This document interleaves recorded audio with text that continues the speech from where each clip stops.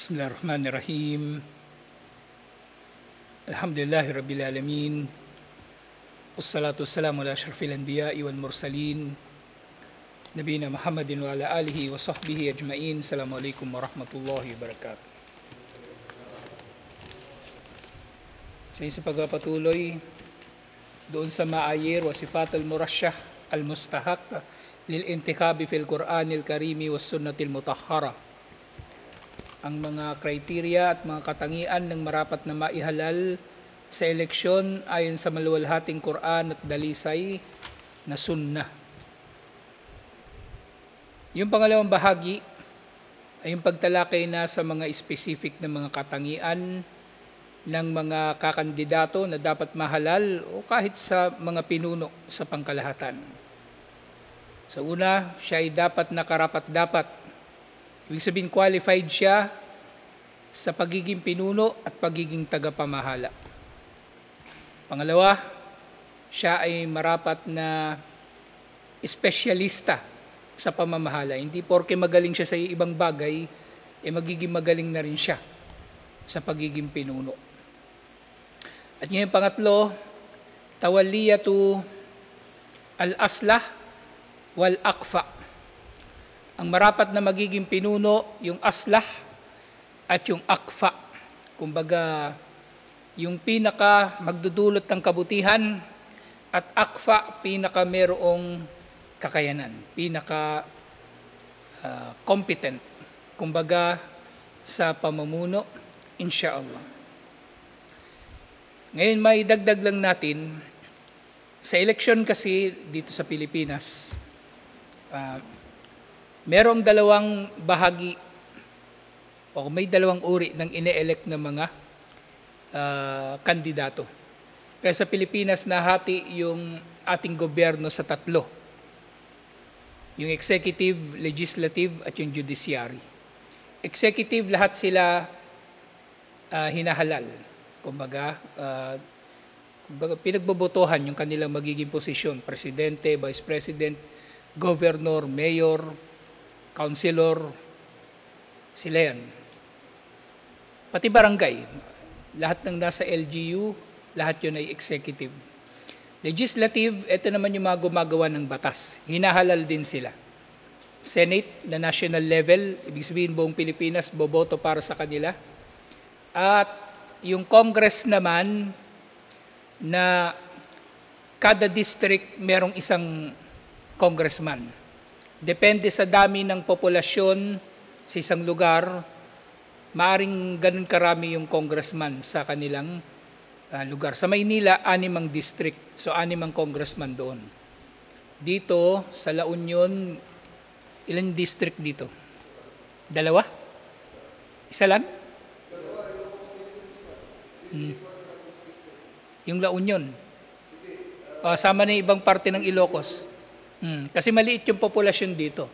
Pero sa Maynila lang mismo, 6 ang district.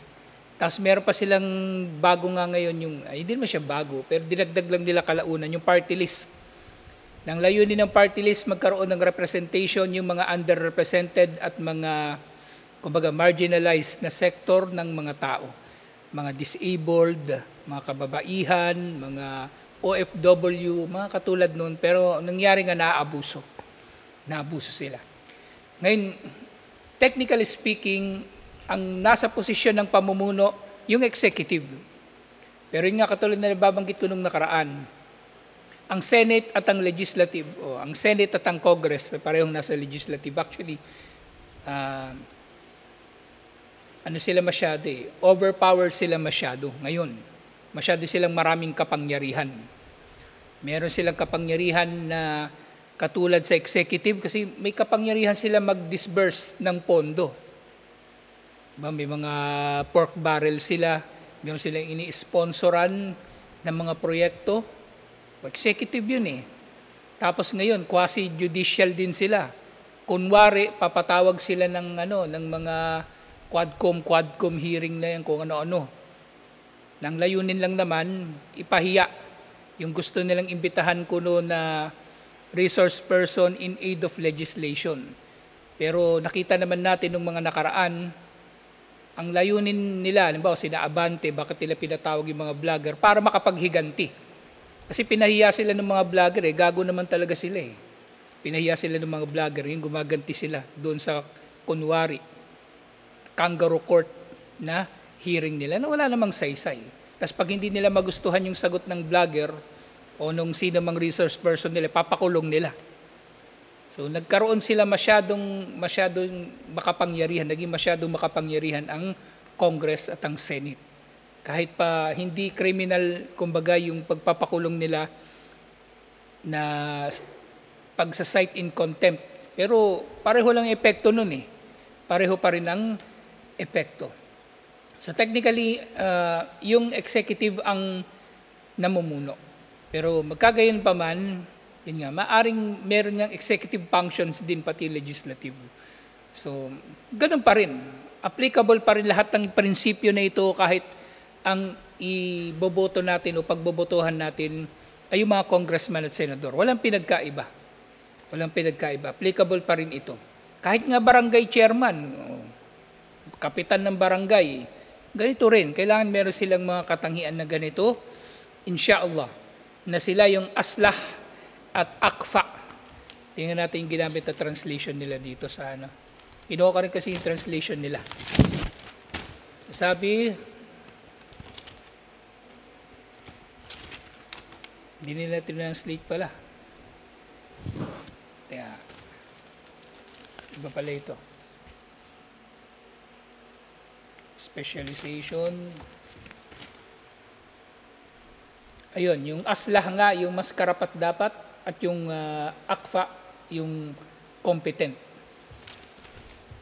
So yun, paliwanag dito,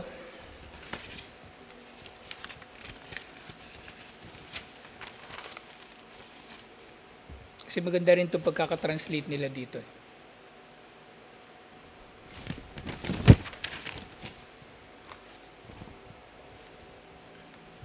So nga, al-mi'yar thalith, tawaliyatul aslah wal akfa. Ang pinakakarapat dapat na mamumuno, yung ay aslah, pinakamagdudulot ng pakinabang at pinaka-competent sa kanyang magiging trabaho.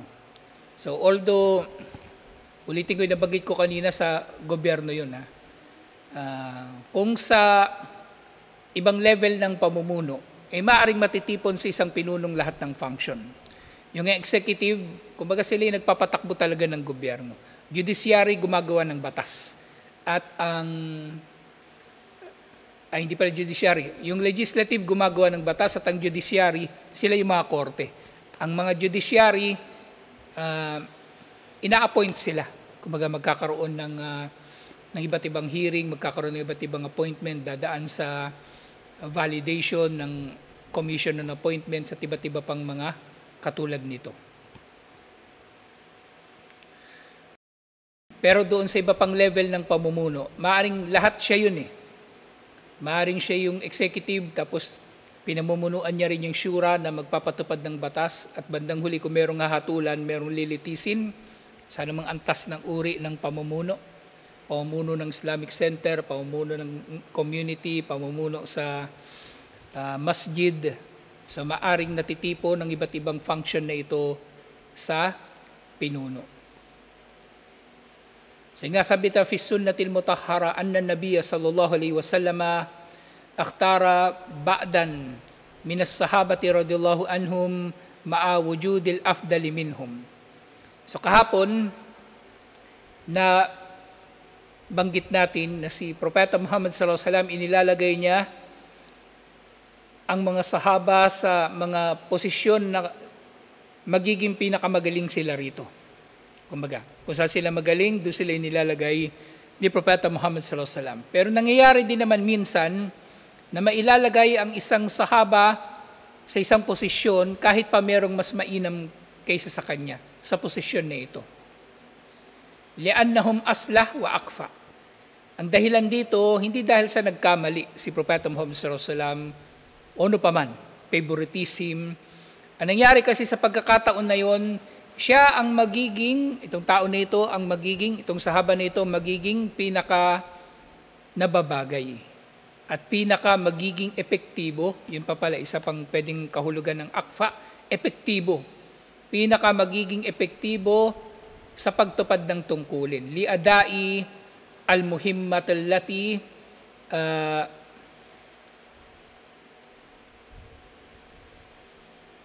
ikhtayaru ilayha o ikhtuyeru ilayha. So maaring merong mas magaling pero merong ibang tao, o maaring merong pinakamagaling pero merong ibang tao na i-assign si Propeta Muhammad sallallahu alaihi wasallam, kasi yung tao na yung bandang huli sa specific na trabaho na yun, siya ang pinakamagaling para matupad yung trabaho na pinili para sa kanila, o inassign para sa kanila. وَنَذْكُرُ مِنْ هَذِهِ الْإِخْتِيَارَاتِ الْمَوَادِي التَّالِيَةِ. At mabanggit natin ang ilan sa mga pagkakataon na ito na inassign ni Propeta Muhammad sallallahu alaihi wasallam ang iba pang mga sahaba liban pa doon sa pinakamagaling. So halimbawa nga niyan, sample natin sa sa pang-araw-araw na buhay natin. Di ba, halimbawa sa construction na lang. Kasi lahat naman tayo nakaranas ng construction, di ba? May mason. May mason. Pero yung trabaho naman, maghakot ng buhangin, graba, hollow blocks papunta sa taas. Ang mason ang pinakamainam na tao sa job site, kumbaga. Kasi siya yung pinakamahaba, pinakamatagal yung experience sa construction. Pero, kung merong mas malakas, kahit labor lang yun, yun ang papagawin natin sa trabaho na yun. Kasi siya yung aslah at akfa. Siya yung pinaka magiging, kumbaga, karapat-dapat at pinaka magiging epektibo sa trabaho na yun. Nangyari minsan, meron kaming pakyaw, kumbaga, ang ginawa ko na lang nun, madali na kami nun, naghahabol kami nun, subcon yun eh. Kulang kami ng tao na, kasi gipit na yung gipit na yung pera. So ginawa ko na yung mga mason, kasi sila na rin yung naghahalo. Sabi ko sa kanila, wag na kayo maghalo. Tumutok na lang kayo sa pag-asintada. Ako na mismo, ako na maghahalo. Kasi inasahan ko, pag ako maghahalo, makakapag-focus sila sa trabaho nila. May mas magaling maghalo sa akin, pero yun nga, sa ganung pagkakataon, mas mapapainam yung trabaho, insha'Allah, para mas maka-focus sila sa trabaho nila, mas mabilis, para mas mabilis ang trabaho. So ganun yung nangyayari. So maaaring merong mainam, mas pinakamainam, kumbaga, sa kanila, pero hindi yun ang pinipili ni Propeta Muhammad sallallahu alaihi wasallam. Hindi lahat ng trabaho, diba, sino ba pinakamainam sa mga sahaba? Si Abu Bakar Siddiq, sinong sumunod? Si Omar. Lahat ba ng trabaho kay Abu Bakar binigay? Lahat ba ng trabaho kay Omar binigay? Hindi rin, di ba? Meron ibang tao na pinagbibigyan. Kasi sa iba't ibang mga pagkakataon, sila ang aslah at akfa. Sila ang aslah at akfa. At makikita rin natin dito ang husay ni Propeta Muhammad sallallahu alaihi wasallam sa kanyang pamumuno. Kumbaga, marunong siyang mag-delegate nga. Marunong siya mag-delegate ng trabaho, may tiwala siya sa kanyang mga sahaba radhiyallahu anhum. Hindi katulad ng ibang mga tao na mumuno, na walang alam talaga sa pamumuno, nanguhula lang sa pamumuno. Kaya napakagandang halimbawa ni Propeta Muhammad sallallahu alaihi wasallam, napakagandang huwaran kahit sa usapin ng pamumuno. Unang halimbawa, ikhtiyaru Mus'ab bin Umair radhiyallahu anhu kaawwali da'iyatin ilallah fil Madinati an-Nabawiyah. Sa pinili ni Propeta Muhammad sallallahu alaihi wasallam si Mus'ab bin Umair na maging kauna-unahang tagapag-anyaya tungo kay Allah nang ipinadala siya sa Madina. Si Mus'ab bin Umair ang nauna, kumbaga, doon sa Madina. Sinama na siya ni Sa'ad bin Mu'ad doon sa hindi pa yata, hindi si Sa'ad bin Mu'ad. Mas nauna pa kay Sa'ad bin Mu'ad na nag-Muslim. Isinama na doon si Mus'ab bin Umair. At nagda'wa siya doon. Kabilang sa kanilang mga nada'wahan, si Sa'ad bin Mu'ad na pinuno ng Aus. So nag-Muslim ang maraming mga tao sa pamagitan ng da'wa ni Mus'ab bin Umair. Ngayon sasabihin natin sa da'wa, mas mainam pa rin ba si Abu Bakar Siddiq radhiyallahu anhu kaysa kay Mus'ab bin Umair? Oo. Sa da'wa, oo.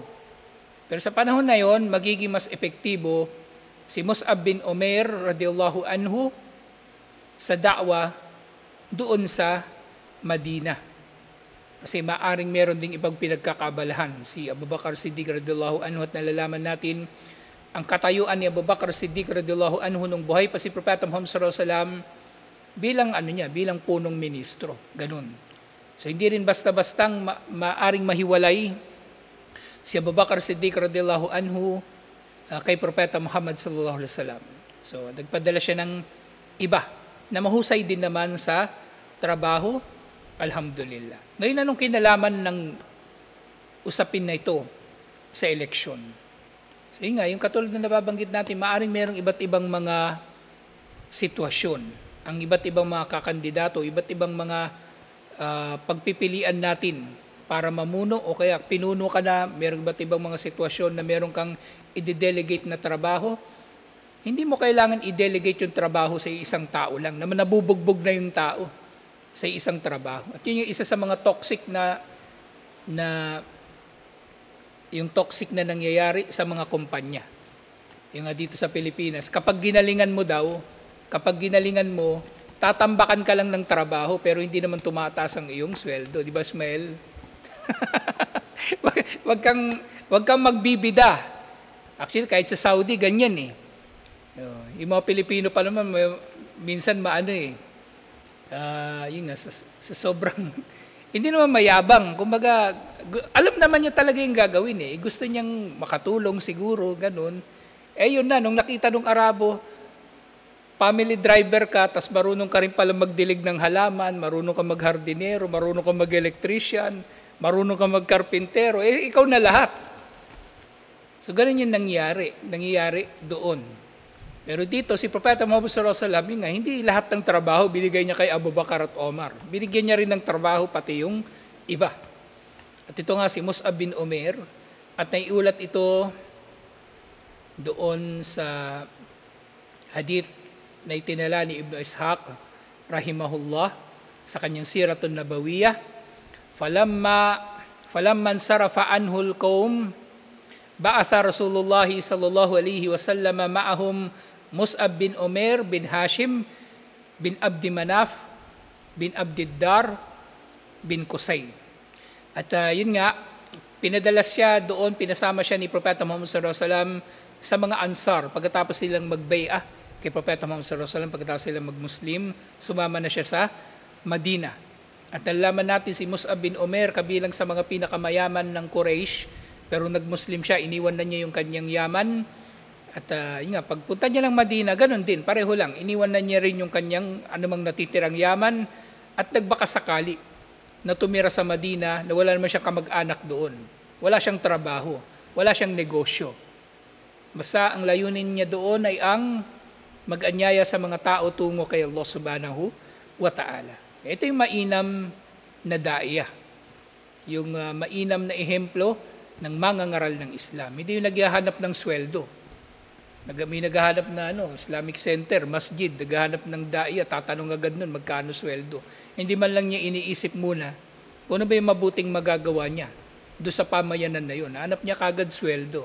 Pero itong si Mus'ab bin Umair, napakagandang halimbawa o huwaran para sa mga mangangaral ng Islam. Kumbaga, pikit mata na tinupad niya ang hiling ni Propeta Muhammad sallallahu alaihi wasallam sa kanya na pumunta ng Madina. Yun nga, nabanggit ko na ito nung nakaraan sa mga sahaba. Si Mus'ab bin Umair ang sinasabi nilang pinakakamukha ni Propeta Muhammad sallallahu alaihi wasallam. Hindi man not necessarily kamukhang kamukha talaga, pero sa tindig, sa paraan maglakad, magkatulad sila ni Propeta Muhammad sallallahu alaihi wasallam sa height, sa laki ng katawan, magkatulad sila ni Propeta Muhammad sallallahu alaihi wasallam. Kaya nga doon sa Uhud, di ba, nabanggit ko na ito nung nakaraan, nang nakita ni Mus'ab bin Umair na hinahabol ng Quraysh si Propeta Muhammad sallallahu alaihi wasallam, sina Abu Bakar at Omar, itinaas niya yung bandila na sinalo niya. Ay hindi, siya pala talaga may hawak kasi nung namatay siya si Ali yung sumalo. Siya talaga may hawak, itinaas niya yung bandila at napagkamalan siya ng Quraysh na siya si Propeta Muhammad sallallahu alaihi wasallam. Inagaw niya yung attention nila. At nilapitan nga siya ng Quraysh at napatay siya ni Ibn Qami'ah at si Ibnu Kami'an ay nagsisigaw na napatay niya si Propeta Muhammad sallallahu alaihi wasallam sa pag-aakala na si Mus'ab bin Umair si Propeta Muhammad sallallahu alaihi wasallam. Kasi nga si Mus'ab bin Umair, pinasama siya dun sa Madina. Wa amarahu an yukri'ahumul Quran wa yu'allimahum al-Islam. Inutusan siya ni Propeta Muhammad sallallahu alaihi wasallam na basahin sa kanilang Quran at ituro sa kanila ang Islam. Wa yufaqihuhum fid din. Fakana yas'al muqri'u bil Madinah.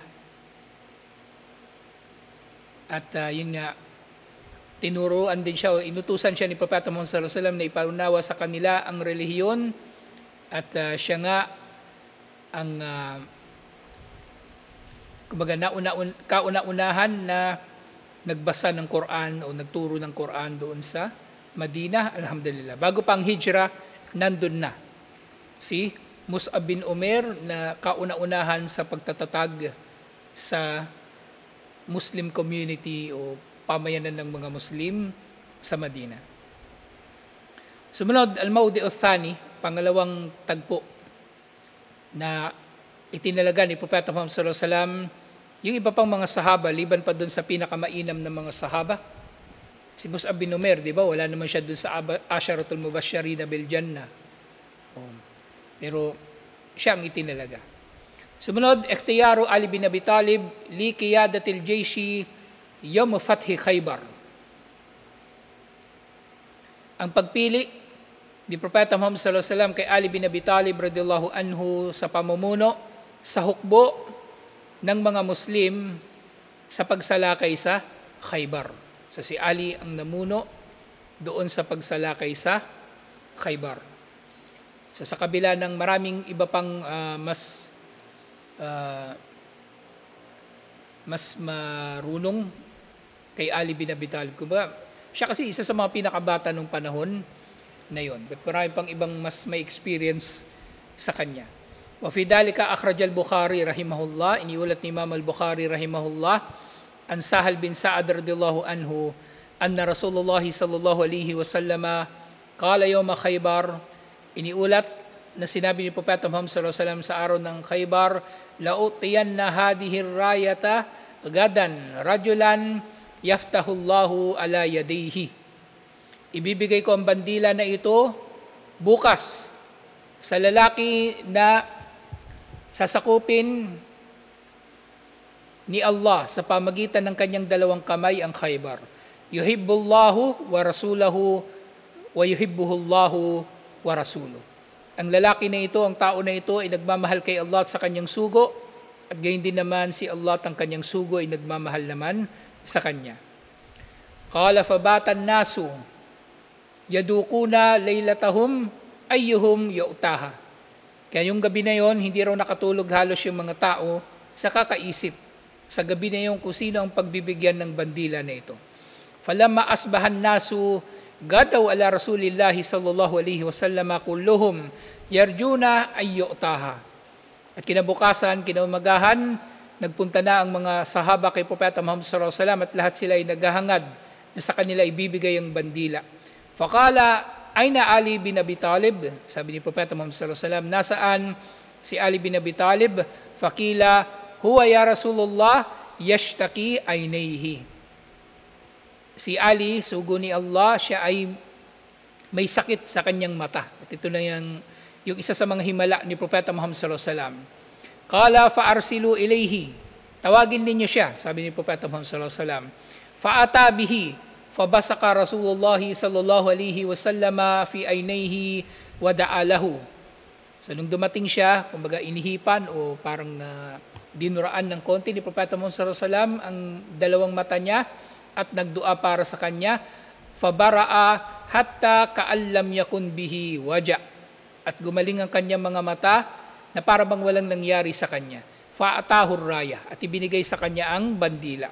Faqala Ali, at yun nga, sinabi ni Ali, ya Rasulullah,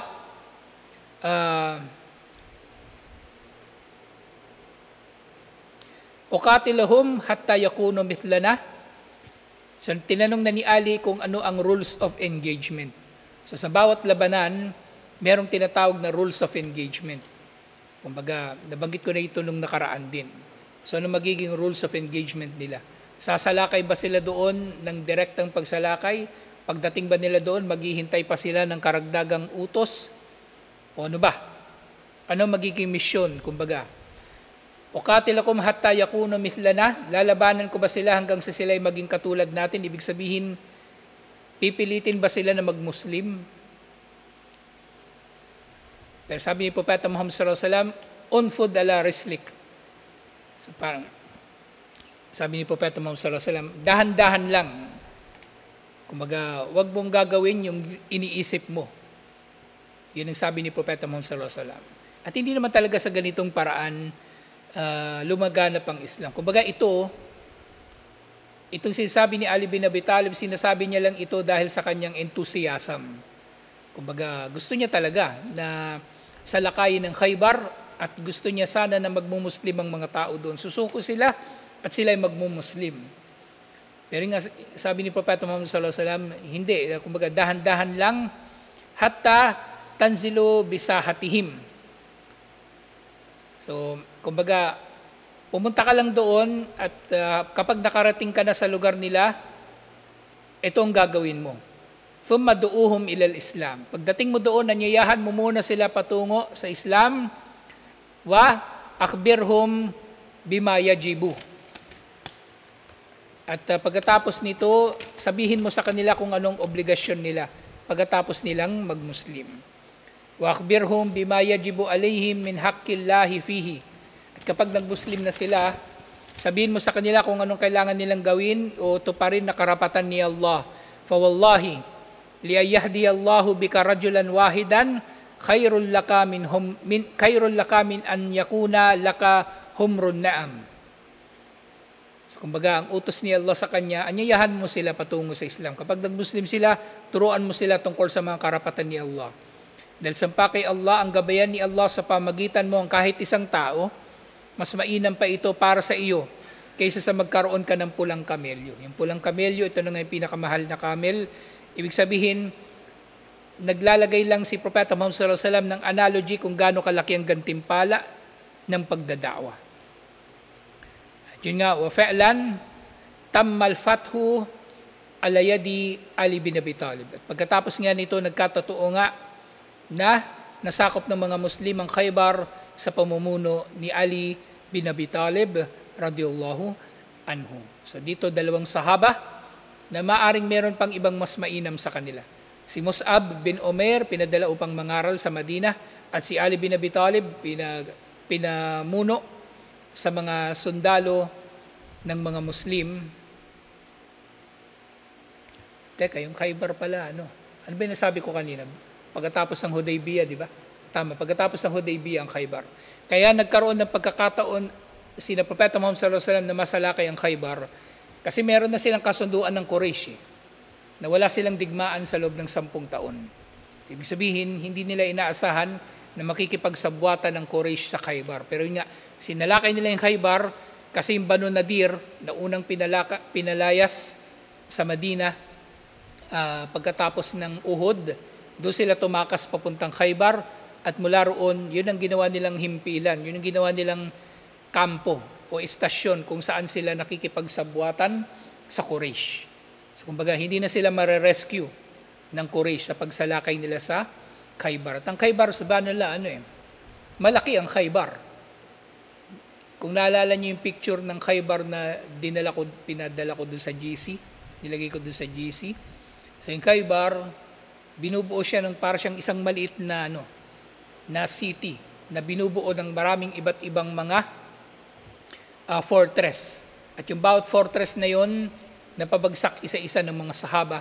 Siyempre sa kapangyarihan ni Allah dahil nauna nang napuno ng takot ang puso ng mga Hudyo kaya madali silang napasuko ng mga Muslim, alhamdulillah. Siyempre sa pamumuno nga ni Ali bin Abi Talib radhiyallahu anhu. So nga, maaari mangyari ang ganito. Pero regardless, may kinalaman sa tinatalakay natin. So dapat, ang pamumuno ay mapupunta hindi man sa pinakamahusay, dapat ay mapunta ito sa pinakamagiging epektibo sa posisyon na ito, inshallah, sa pagkakataon at sa lugar na yon, inshallah. So tutuloy natin to siguro mga bukas, tapos na natin ang usapin na ito. Alhamdulillah, tutuloy natin inshallah. Assalamualaikum warahmatullahi wabarakatuh.